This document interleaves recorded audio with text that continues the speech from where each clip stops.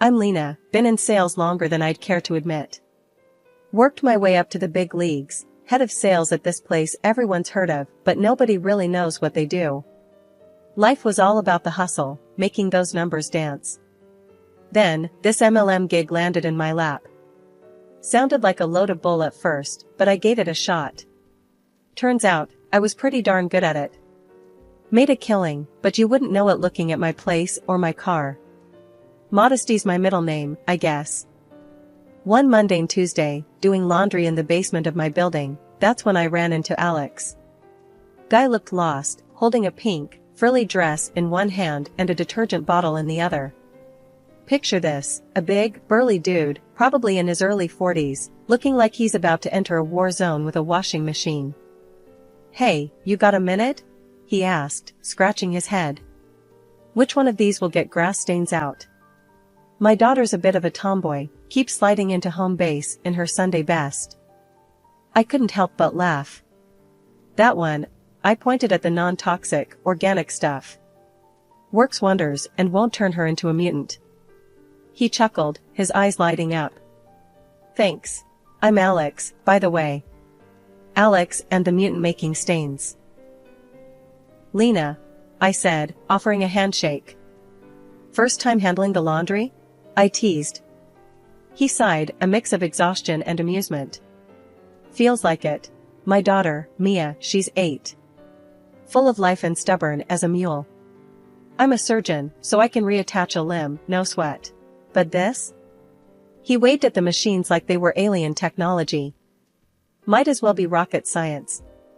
Our chat was cut short when his phone buzzed, a reminder of some dad duty, no doubt. But he paused, looking back at me. "Listen, Lena, would you? I mean, could I maybe get your number? For laundry advice. Strictly professional, of course." "Sure," I said, scribbling my number on a piece of paper. "But only if you promise to share your secret on reattaching limbs. Never know when that could come in handy." He laughed, pocketing the number. "Deal. Thanks, Lena. Really. That should have been it, a one-off laundry room meet, cute. But life's funny like that.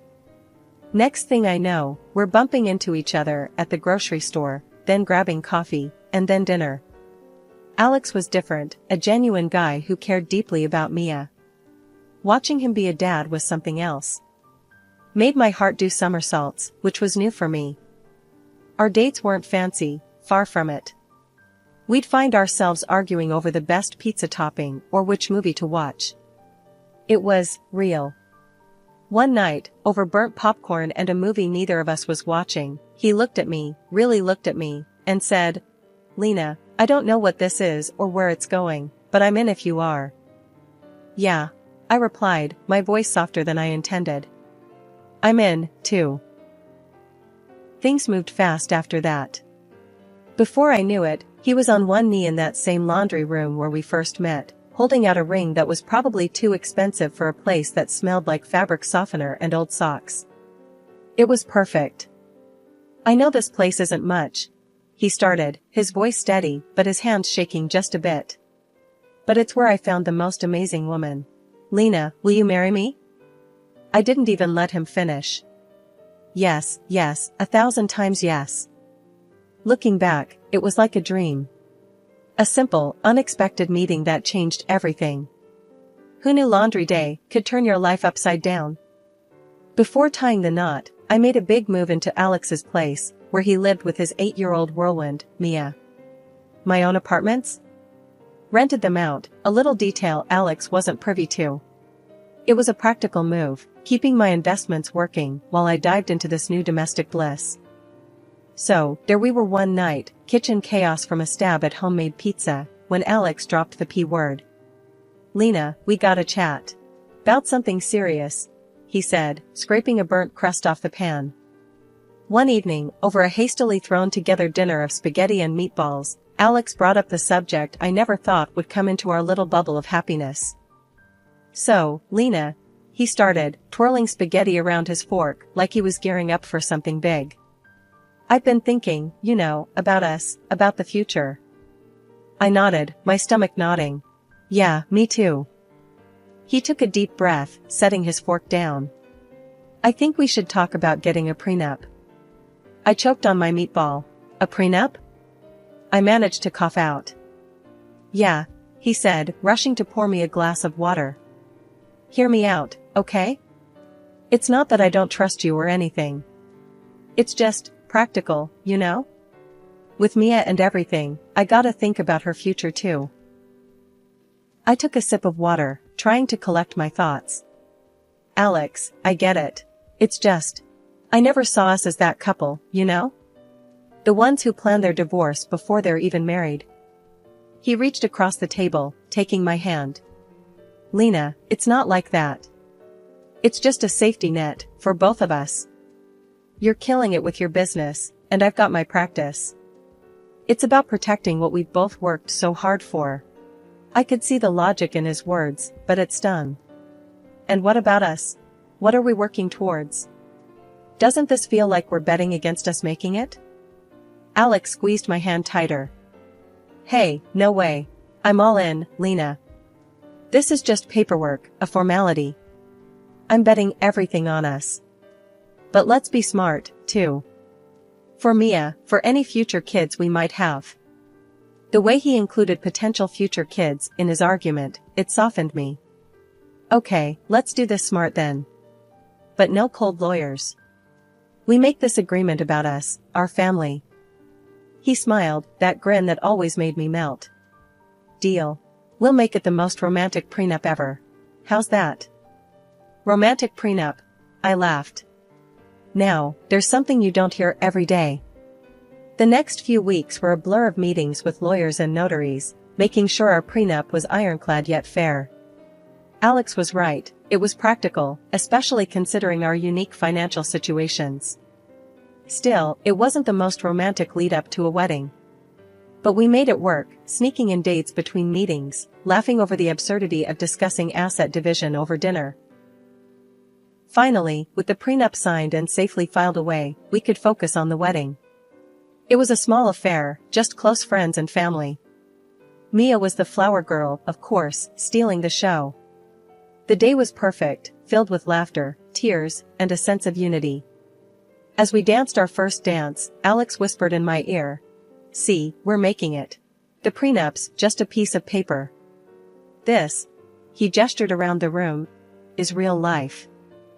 I smiled, resting my head on his shoulder. Yeah, this is us. For better or worse. But even in that perfect moment, I couldn't shake off a tiny voice in the back of my head. Was the prenup a sign of things to come, a crack in our foundation? Or was it just us being adults, facing reality head-on? Over time, our home life was a bit off-kilter. Alex threw himself into work, leaving me to juggle running the house, helping Mia with her homework, and squeezing in my own work from a makeshift office in the corner of our bedroom. Early on, I floated the idea to Alex about him starting his own practice. I could see the potential, it made sense with my knack for business and his medical expertise. Alex, have you ever thought about opening your own clinic? You'd be great, and we could manage it together, I suggested one evening, trying to keep the conversation light yet serious. He barely looked up from his plate, his fork pausing midair. Lena, drop it. I'm a surgeon, not some entrepreneur. And you're just a housewife, what do you know about running a business like that? His words stung. Just a housewife? Really, Alex? I've run a successful business for years. I know what I'm talking about. He scoffed, shaking his head. Let's not pretend your little MLM thing is the same as starting a medical practice. Stay out of it. I bit back a sharper reply. It wasn't worth the argument. But it hurt, being belittled like that, especially considering what I'd achieved on my own. As time went on, Alex's mood soured further. He'd come home late, reeking of alcohol, ranting about how the younger doctors were out to get him, stealing his surgeries, his prestige. I tried to talk to him, to find out what was really going on, to help. Alex, drinking like this, it's not you. What's really bothering you at work? I reached out, trying to bridge the gap that had formed between us. He shrugged off my hand, his eyes dark. What do you care? You wouldn't understand. It's a dog-eat-dog world out there, Lena. You're safe here in your little bubble. I recoiled as if slapped. My efforts to support him, to be a partner in this marriage, were brushed off, leaving me feeling more isolated than ever. Mia's transformation from a sweet child to a rebellious teen didn't help matters. Her demands grew alongside her attitude, and the day she exploded at me over a denied shopping spree, calling me names, was a low point. I can't believe you. You're just a greedy, old witch. Dad should never have married you. Mia's face was twisted in anger, her words cutting deep. I tried to stay calm, though every fiber of me wanted to shout back. Mia, that's enough. I am not your enemy. But it was like talking to a brick wall. She stormed off, leaving me to wonder where the sweet girl I once knew had gone. Turning to Alex for support was becoming a joke. She's your daughter, Alex. She's out of control.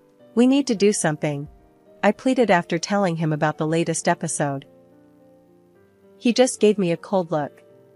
She's right, you know. You're not her mom. Don't pretend to be. Each word from him was a nail in the coffin of our marriage. I was alone in a house full of people, my contributions and feelings dismissed, my presence barely tolerated. Things took a nosedive when Alex stopped pitching in for anything around the house. Not a dime for groceries, bills, nada. There I was, juggling my online work, feeding us, keeping the place from turning into a dump, and making sure all the bills got paid on time. This wasn't the partnership I signed up for. It was like I was running a one-woman charity for the ungrateful. I'd lie awake at night, tallying up expenses in my head, wondering how we got here. This wasn't the dream. The dream wasn't supposed to have me stretched thin, covering every expense, while Alex pretended we were still some happy family. One night, things hit rock bottom. Huddled on the couch with my laptop, I overheard Alex in the next room, his voice low but panicked, talking on the phone. Yeah, messed up the surgery again. Left a damn tampon inside her. But don't worry, I've got it covered. We'll pin it on the assistant. No one's gonna suspect a thing. My stomach turned. This wasn't just about us anymore, it was about his patience, his ethics. I knew I had to confront him. I couldn't just let it slide. So, I confronted him. Alex, we need to talk about what you said on the phone. You can't seriously be thinking of blaming someone else for your mistake. He whirled on me, his face twisted in anger. Mind your own damn business, Lena. This has nothing to do with you. I was taken aback. Nothing to do with me? Alex, this is about right and wrong. You can't just. Shut up. Just shut up. He shouted, cutting me off. You know what? I'm sick of you. You're a terrible lay, you can't cook for shit, and you're a lousy stepmom to Mia. His words were like a slap. I tried to argue, to defend myself, but he wasn't having any of it. You know what, Lena? I want you out. You're nothing but a drain on me. Get out of my house. Now. Before I could even process what was happening, he grabbed me by the shoulders and shoved me out the door, into the cold night, clad only in my pajamas. I was stunned, shivering, and hurt, but I wasn't about to let him get away with this. I banged on the door, my voice steady but firm. Open this door, Alex. Or I swear I'll call the cops. After what felt like an eternity, he begrudgingly opened the door, a scowl plastered on his face. As I stepped back into the warmth of the apartment, Mia appeared. Her words cut deeper than the cold. Dad, why'd you let her back in? Should have left her out there. That stung. More than anything Alex had said. Mia's words hammered home a painful truth. I had poured so much love and effort into this family, only to be treated like an outsider, like I was worthless. In that moment, something inside me clicked. It was clear as day. They didn't deserve my care, my love, my sacrifice. I realized I had been clinging to a fantasy, but the reality was far uglier. Waking up that next morning felt like lifting a ton of bricks off my chest. Alex had already left for work, silent as a ghost. Mia, too, headed out to school without a word my way. Not a bye, not even a glance. Fine. If they wanted to play it like I was invisible, I could do one better, I'd disappear for real. I packed my bags, grabbing important documents, and left for one of my apartments that was sitting empty. The silence of the place was a balm after the chaos of the last few months. No sneers, no cold shoulders, just me and my thoughts. First order of business? Lawyer.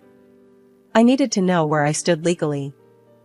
The lawyer's office was all polished wood and the smell of leather, a stark contrast to the turmoil inside me. The lawyer, Mr. Henderson, was a straight shooter. With the prenup and no shared children, this should be straightforward, he assured me after I laid out my case. And if he contests? I asked, thinking of Alex's spiteful nature. Mr. Henderson leaned back, steepling his fingers. He can try, but the prenup is clear. Plus, if he's been as reckless as you say, he won't have much ground to stand on. Reassured, I followed his advice and hired a detective. The findings were like a punch to the gut. Alex's affair with one of his nurses wasn't just a fling, it had been going on for years. That, on top of his professional blunders? It was worse than I thought. Fueled by a mix of betrayal and righteous anger, I went to his hospital, met with the administration, and laid it all out. The affair, the botched surgery, his drinking. I wasn't vindictive, but I couldn't let him play with people's lives, not anymore. The fallout was swift. A few days later, Alex's voice, ragged and desperate, crackled through my phone. You've ruined me, Lena. Because of you, I've lost my license, my job. Mia and I have nothing now. His words tried to find the guilt in me, but I was fresh out. You did this to yourself, Alex. You chose your actions. I'm just cleaning up the mess. After everything I'd been through, I knew it was time to turn the page. My company was my lifeline, not just financially, but emotionally too. It represented the independence and strength I had clawed back from the brink of my failed marriage. So, I decided to inject new life into it, to expand and reach heights that Alex had always scoffed at. Gathering my team at a cozy cafe felt like the first step towards this new chapter. The place was buzzing with energy, a mix of coffee aromas and the soft murmur of conversations setting the perfect backdrop. Okay, team, I began, the team's eager faces in front of me. We'd been through the ringer, but it's made us stronger. It's time to scale up, push our boundaries. I know we can hit targets we've only dreamed of before. The meeting turned into a brainstorming session, ideas flying like sparks, igniting possibilities I hadn't even considered. We left the cafe buzzing with plans and a sense of unity that had been missing for too long. Riding this wave of positivity, I agreed to an interview with a local TV channel. They were interested in the story of a woman who had turned personal adversity into professional success. The day of the interview, I felt a mix of nerves and excitement. This was more than just publicity, it was my story, my truth. Then came the opportunity to tell my story on a local TV channel. The interviewer was keen to highlight the success of my MLM company, pointing out the million turnover like it was a badge of honor. And in a way, it was. The interviewer, a sharp, insightful woman named Marla, didn't waste time on pleasantries. Lena, your company has seen remarkable growth, even through your personal challenges. What drives you? Sitting across from her, the camera suddenly didn't seem so intimidating. It's the belief in what we do. And, personally, proving to myself and everyone who doubted me that I can rise above challenges. Success is the best revenge. The interview aired a few days later. The response was overwhelming, messages of support flooding in, not just for the business, but for me. It was vindicating, a testament to my journey. Then, Alex called. His voice was smoother than I remembered, dripping with a sweetness that didn't reach his eyes. Lena, I saw your interview. Impressive. About the divorce, let's rethink this. We can start over. I couldn't help but laugh, a genuine release of all the pent-up ridicule. Start over? After you realized I'm doing well? Alex, you're predictable. He tried to charm his way through. Come on, Lena. We were good together. Let's give it another shot. I cut him off, my voice firm. The divorce is happening, Alex. My lawyer will be in touch about the financial compensation for your adventures. He lost his cool then.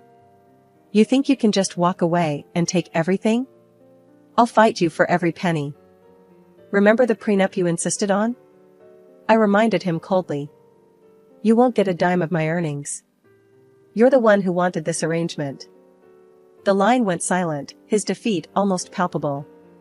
Hanging up, I felt a rush of liberation. This was more than just a legal victory, it was reclaiming my dignity, my independence.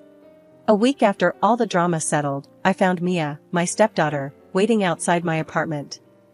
It was a surprise, seeing her there, dressed down in a way that I'd always suggested was more appropriate, but she'd never taken to heart before. It felt like a calculated move, designed to tug at my heartstrings, or open my wallet, or maybe both. Can we talk? She asked, her voice softer than I remembered. All right, come in, I said, stepping aside to let her enter. This was the first time she'd ever been to my place, and her eyes darted around, taking in the modest furnishings and the neatness I maintained. She hesitated before starting. I want to live with you. I can't stand being with Dad anymore. I looked at her, really looked at her, and all I could see were dollar signs in her eyes. It was clear this wasn't about finding a nurturing home, it was about securing a more comfortable one. Mia, you know that's not possible, I said firmly. I can see what you're trying to do, and it's not going to work. She broke down then, tears and promises pouring out. I'll change. I'll do anything you ask. Just please, don't make me go back there. It was hard, watching her crumble like that, but I knew it was all part of her act. Mia, my decision is final. I can't help you. Guiding her to the door, I could feel her desperation, but it didn't sway me. Her tears didn't seem real anymore, not after everything. After she left, the divorce proceedings moved quickly. Alex's infidelity, now out in the open, made things simpler on my end. I received financial compensation, a small victory in the grand scheme of things, but a victory nonetheless. Blocking their numbers was the last step, cutting the final thread that connected us. It was over, truly over this time. I was free, ready to rebuild my life on my terms, without the shadows of their manipulation darkening my doorstep again. After closing the chapter on my marriage and stepping away from the shadows of betrayal, I focused all my energy on my business and personal growth. My company was not just surviving, it was thriving, expanding in ways I hadn't dared to dream before. One day, as I was reviewing sales reports, Jen, my faithful companion and assistant, walked into my office, her face alight with excitement. You won't believe the numbers this quarter, Lena. We've outdone ourselves. I smiled, leaning back in my chair. Hit me with the good news. We've doubled our sales, and the new marketing strategy? It's a goldmine. People love the authenticity we're bringing to the table, Jen announced, practically bouncing on the spot. I couldn't help but laugh, the sound bright and genuine. That's incredible, Jen. It's all thanks to the hard work and dedication of this team. We've built something amazing here. As Jen left my office, full of plans and preparations, I took a moment to soak it all in. The silence of the room was a stark contrast to the chaos of my past, a testament to how far I'd come. I had not only rebuilt my life, but elevated it, creating success and stability out of the ruins left behind by Alex and Mia. My phone rang, breaking the silence. It was a call from a community organization asking if I would be interested in mentoring young women starting their own businesses. The opportunity to give back, to help others navigate the treacherous waters of entrepreneurship and personal growth, felt like the perfect next step. I'd be honored, I told them, my voice steady and sure. There's nothing I'd like more than to help others find their path, just as I found mine. Hanging up, I felt a profound sense of contentment. My journey had come full circle, from struggling to stand on my own 2 feet to being in a position to lift others up,